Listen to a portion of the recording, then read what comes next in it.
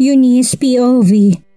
Nilalamig ang mga paa at kamay ko. Nakatayo ako dito sa labas ng simbahan at ngayon, ang araw ng kasal namin ni Eman. Hindi ko alam kung ano ba ang dapat kong gawin para mawala ang kaba ko. Pangalawang beses ko na itong ikasal pero kinakabahan pa rin ako. Para kasing first time ko pa rin. Pinili ko na gawing church wedding ang magiging kasal namin. Suit kong damit na pangarap ko. Itong kasal namin ay talagang pinaghandaan namin. Hinayaan niya akong gawin at piliin ang mga gusto ko. Masaya ako pero narito pa rin ang lungkot dahil sa ikalawang beses ay wala pa rin ang mga magulang ko. Are you ready, madam? Tanong sa akin ng wedding coordinator. Yes, nakangiti na sagot ko sa kanya. Nagsimula ng kasal at nang makapasok ng lahat ay isinara nila ulit ang malaking pintuan ng simbahan. Habang nakatayo ako sa harapan nito ay nagsisimula ng manubig ang mga mata ko. Hanggang sa unti-unti nilang binuksan ang pintuan ng simbahan. Malayo man ako'y natatanaw ko ang lalaking pinag-alayan ko ng buong puso at pagkatao ko. Bumalik ang pinakaunang araw na nakilala ko siya at ang mga pinagdaanan naming dalawa. Habang naglalakad ako'y umiiyak ako't hindi ko talaga kayang pigilan ang mga luha ko. Hindi dahil sa malungkot ako, kung hindi dahil masaya ang puso ko. Hindi ko inakalang makakaya kong lampasan ang mga pagsubok na binigay sa amin ng tadhana at eto ako ngayon, naglalakad palapit sa kanya, sa lalaking mahal ko. Sa lalaking kahit hindi perpekto ay siyang pinili ng puso ko. Na kahit marami kaming pagkakaiba ay pinag-iisa pa rin kami ng pagmamahal namin para sa isa't isa. Hindi ko inaasahan na may magmamahal sa akin. Na may magmamahal sa isang Eunice na masungit, na laging galit at higit sa lahat sa Eunice na hindi malambing. Ang buong akala ko'y tatanda na akong dalaga pero sadyang kay buti sa akin ng kapalaran. Dahil hindi niya ako hinayaan na maging mag-isa. Alam ko na narito ngayon ang mga magulang ko't masaya nila kung sinasabayan sa paglalakad, papalapit sa lalaking mahal ko. Na kahit hindi ko sila kapiling o nakikita'y alam ko nakangiti sila sa akin. At sa ikalawang beses ay siya pa rin ang pinipili ng puso ko. Na siya pa rin at wala ng iba pa. Nasa kalahati pa lang ako pero sinalubong na ako ni Eman. Hi love, nakangiting bati niya sa akin. Chiefy, nakangiti ako habang umiiyak. Shh, don't cry, aniya sa akin. Masaya lang ako kasi napatunayan ko sobrang mahal mo ko. Naiyak na sabi ko sa kanya. Ngayon mo lang ba nalaman? Pabiro na tanong niya sa akin kaya napangiti naman ako. Bakit nandito ka na? Hindi mo man lang ako hinintay doon. Masyado ka yatang excited. Tanong ko sa kanya. Hindi ko nais na maglakad ka na mag-isa. Simula ngayon, kasama mo na ako palagi sa paglalakad at sa journey nating ito. Sabi niya sa akin. May humaplos na kamay sa puso ko sa sinabi niya. Let's get married now. Nakangiting yaya niya sa akin. Let's married again. Nakangiting sabi ko sa kanya at kumapit ako sa braso niya. Sabay kami naglalakad papunta sa altar. Habang naglalakad kami nakikita kong ngiti ng mga taong naging parte ng buhay namin. Lalo na si Ate Micaela na hindi ako iniwan. Alam niyang lahat ng pinagdaanan namin ni Eman. Makarating lang kami dito ngayon. Sila ni Kuya Leroy ang naging nandyan para sa amin tuwing kailangan namin ng tulong.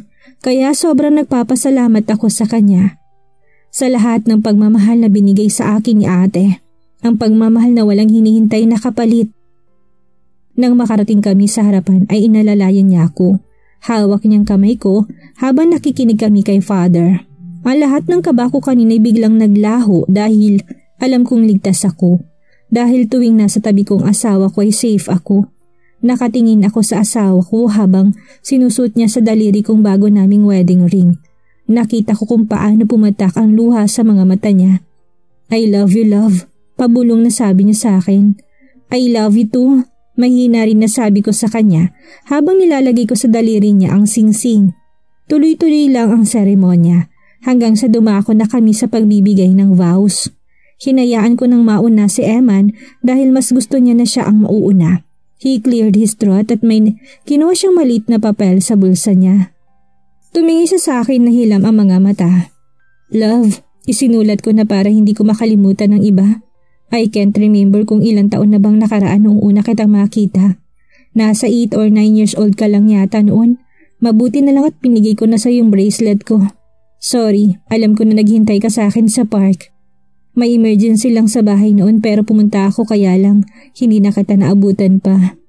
Love, alam kong bata ka pa noon pero talagang sinabi ko sa sarili ko na akin ka at hahanapin kita paglaki mo. Nakakahiyaman pero na-inlove ako sa 8 years old na bata. Mahirap paniwalaan, hindi ba? Pero yun ang totoo. Noong hinuli kong babaeng Eunice ay nahumaling kaagad ako sa kanya. Dinaan ko sa pagiging masungit ang kabang nararamdaman ko. Unang kita ko pa lang sa'yo nakuha mo na kaagad ang atensyon ko. Pilit kong inaalalang mukha mo dahil sabi ko parang nakita na kita noon. At tama nga ako doon sa Iloilo kita nakita. Nung nagkaroon ng gulo sa labas ng bar. At ang galing ng tadhana, love, no? Kasi palagi niya tayong pinagtagpo. Thank you for all your sacrifices. Alam ko na palagi kang nahihirapan ng dahil sa akin. Alam ko nasasaktan at napapagod ka sa akin pero pinipili mo pa rin ako.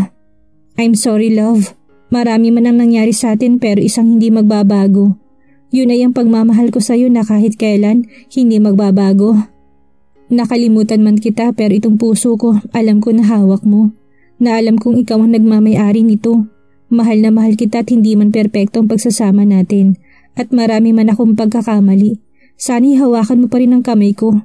Wala man ako may papangako sa'yo pero palagi mong tatandaan na ikaw ang pinakamaganda, pinakaperpekto at pinakamamahal kong babaeng inalaan sa akin ng Panginoon. Mahal na mahal kita, love. Kayo ng mga anak natin ang bumubuo sa buhay ko. I promise I'm yours always and forever.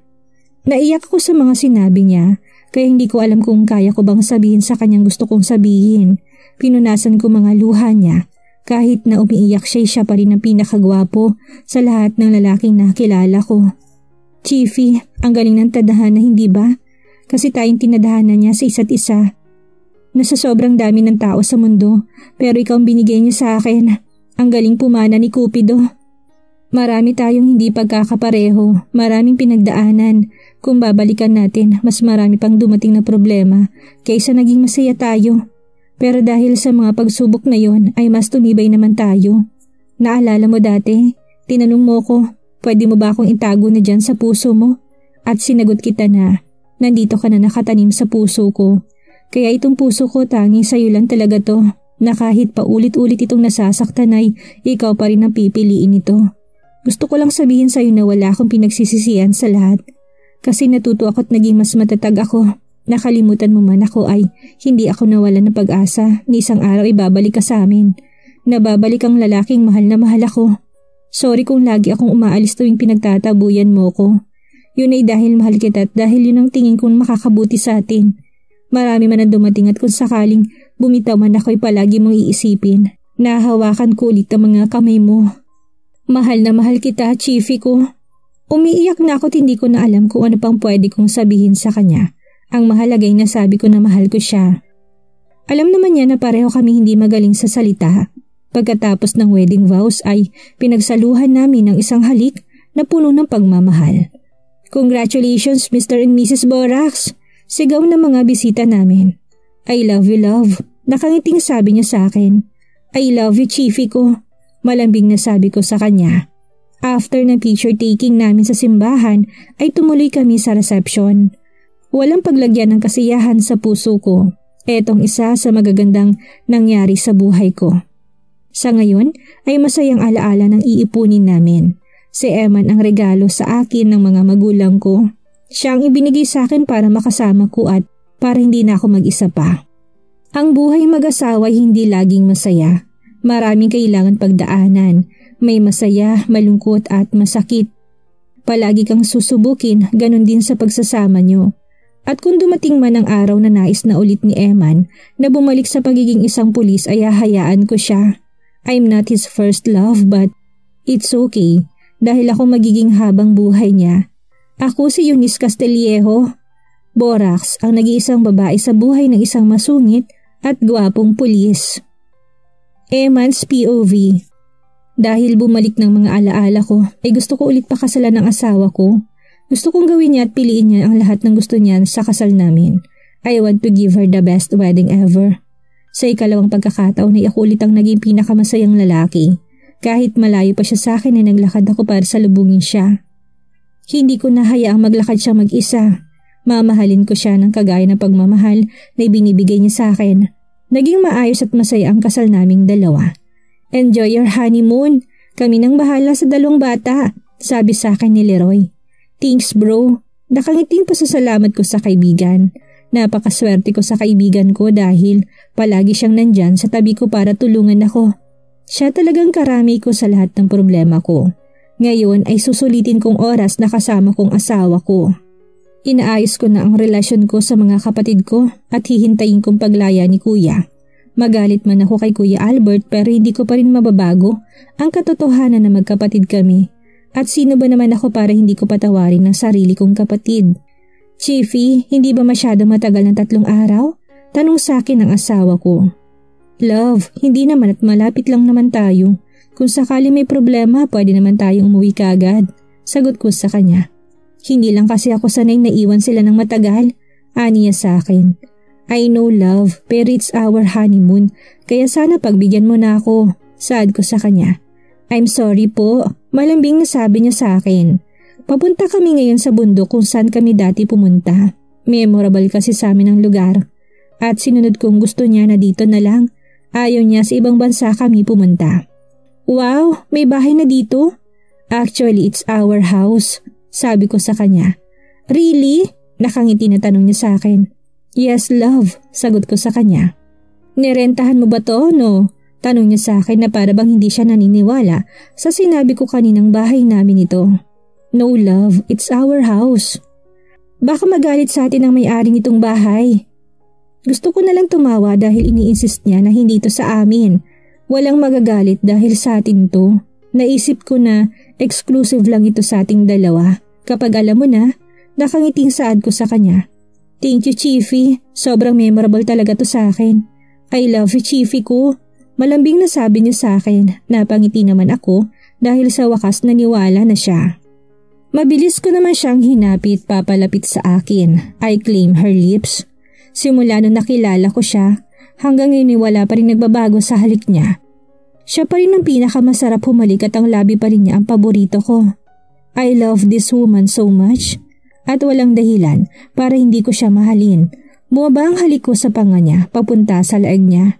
Binuhat ko siya at pumasok kami sa loob ng bahay. Hindi naman siya totally bahay. Para lang siyang kubo pero matibay. Open ito at nakikita namin ang paligid.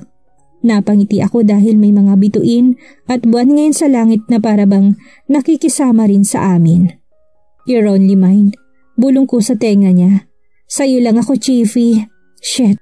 She's using her bedroom voice kaya lalo ko nagiinit na angkinin siya. Ang totoo niyan ay sa reception pa lang ay parang gusto ko na siyang itakas at dalhin dito. Sabik na ako sa asawa ko. Sinadya naming hindi mag-make love sa loob ng 1 linggo para na rin paghahanda sa honeymoon naming dalawa. I miss you so much, love. Sagot ko sa kanya. I miss you too, Chiefy. You're so ready for me. Hindi ako papayag na hindi ko masulit ang gabing ito. Oh, halinghing niya. Kapwa kami walang saplot. I love everything about my wife. Wala akong hindi gusto sa kanya. Even if she's not the type of girl na pabebe. She's matured and she's a very responsible wife. Love. Chiefy. Bumaba ako sa paanan niya at kaagad ko natumbok ang pakay ko. Napapahiyaw siya sabay sa bunot sa buhok ko. At dahil sa ginawa niya mas lalo kong ginanahan sa ginagawa ko, hindi ko siya tinigilan. Ang galing mo, Chiefy, pero wait lang at paibibigay ako sa'yo, sabi niya sa akin. What is it, love? Tanong ko sa kanya. It's my wedding gift for you. May binigay siya sa akin na isang maliit na box at nang buksan ko'y parang tumalo ng puso ko dahil sa saya. Is this real? Tanong ko sa kanya at tumango naman siya bilang sagot sa akin. Thank you so much, love.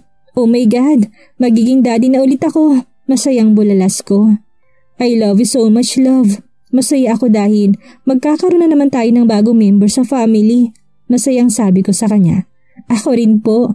Nakangiting sabi niya sa akin. Kaya wala akong inaksayang oras. Kagad akong pumesto. Mahal na mahal kita, love. Ano man ang dumating sa ating dalawa, haharapin natin na magkasama. Nakangiting sabi ko sa kanya. Mahal din kita, Chiefy. Isa lang naman ang rule na dapat mong sundin. Huwag kang mababae. Nakangiting sabi niya sa akin. That will never happen.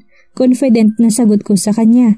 Ngumiti kami sa isa't isa. Hinalikan ko ulit siya sa labi. Mahal na mahal ko siya at alam kong magtatagal kami. Habang buhay na siyang nakatatak sa puso ko at tanging siya lang ang mamahalin ko. Ang mabuhay na kasama siya ang blessing na palagi kong hihilingin na ibigay sa akin dahil silang buhay ko. Si Eunice ang babaeng kinulong ko sa puso ko. After so many years, Eunice POV. Dumaan ng maraming taon pero lalo naging matibay ang pagsasama namin ni Eman.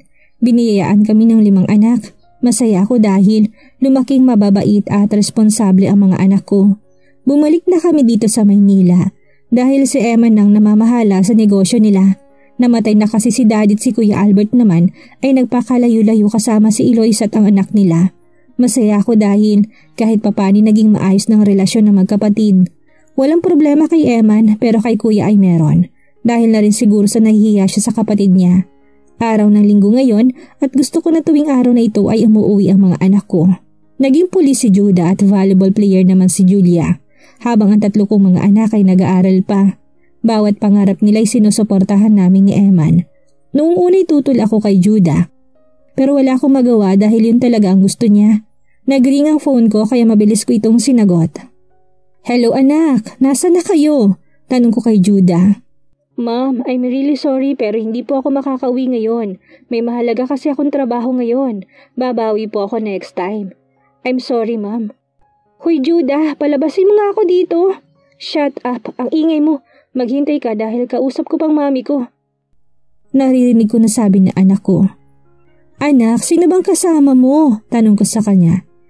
Si Aliyah po, siyang bago kong trabaho. Ewan ko ba mami, bakit ba ako nasain sa pangit na to? Sagot niya sa akin ay kinangiti ko. Hoy, bawiin mo sinabi mo. Hindi ako pangit. Buwisit ka. Kapag ako talaga nakalabas dito, malalagot ka sa akin. Sorry ma'am, pero kailangan ko na magtrabaho. Okay anak, ingatan mo puso mo ha. Ang sarili mo. Pabirong sabi ko sa anak ko. Narinig ko lang siyang tumawa kaya napangiti na lang ako. Ngayon ko na-realize na sobrang bilis talaga ng panahon, kaya sobrang mahalaga talaga na sulitin ang mga oras na meron tayo, kasama ang mga taong mahal natin. Love, hindi pa ba dumating si Judah?